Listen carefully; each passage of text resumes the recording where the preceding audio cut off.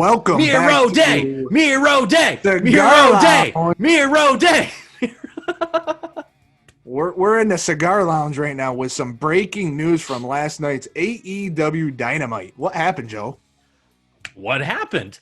Kip Sabian revealed who his best man is, and it really is the best man. Rusev, now known as Miro, it debuted in AEW last night. Rusev. Looking like a really old version of Dominic from the SummerSlam match with Eddie and Ray over his custody. It was incredibly exciting. I had the writing was on the wall. I tweeted about it during All Out as Kip started talking about it, and I'm like, that's got to be. It's got it's too perfect. It's too perfect. And then as Kip kept layering on the things, like he has the same passions as me. They both loved streaming on Twitch.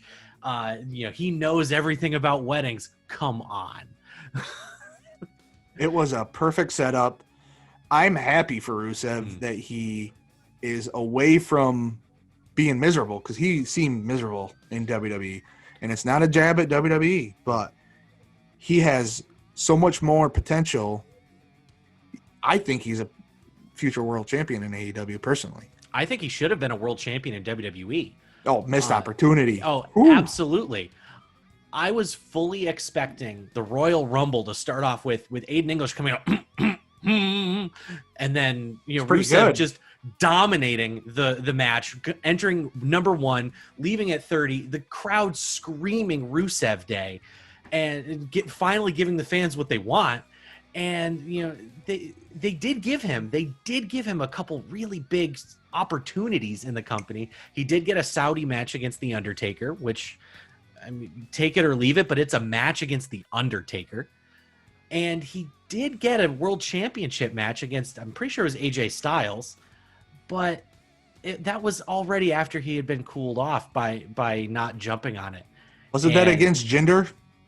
No, I'm pretty sure it was against AJ. Ooh, we're gonna have to look that one up. I'll look it up right now. The marks don't know. Versus AJ Styles. You're looking that up. Rules. I'm gonna tell you this. He was one when I started watching WWE again. He was one of my favorite U.S. champions. The way that he was presented and handled in those spots was good. It was fun, and he looked dominant.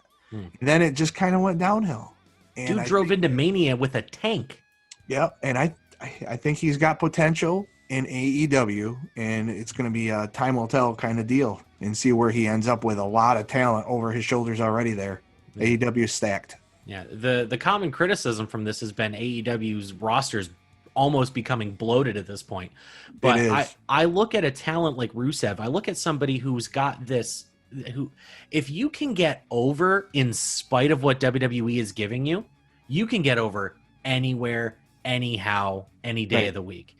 I have every bit of confidence that we're going to see a totally new side of him where he has some creative, my spine is tingling just thinking about what he can do. I honestly think he's going to have a metamorphosis, to use a big fancy word, very similar to what Cody has done. Cody, when he left WWE, had been hampered with stardust, had been, the B-plus player mentality. And now that he left the company, he's become a massive star. He is the star of AEW. No matter how over Jon Moxley is, Cody's been the face of that brand. And I really feel like Rusev is going to have a very similar trajectory to that. I think Rusev's going to be higher. I think he has huge potential to be the top star there, given the right momentum, give him everything. And I can see why they didn't put him into that battle royal that was at All Out, because it would have been, without him winning, it would have been a wasted opportunity at building him up. Yeah. So when Kip started talking during Dynamite, I actually turned my phone camera on to videotape my reaction, because I knew what was coming. I did that during All Out too, expecting Rusev to be the Joker. I had tweeted all day, the Joker's either got to be Pac, who somehow slithered back into the United States, or it's got to be Rusev. I'm really happy it wasn't, because he would have gotten lost in that. He wouldn't have botched a shooting star press, but he wouldn't have gotten lost in that. So, well, we botch our podcast all the time. I'd love to see my fat ass try to pull off a shooting star press. Ooh. Either way, thank you guys for tuning in. That was fun. Thank you.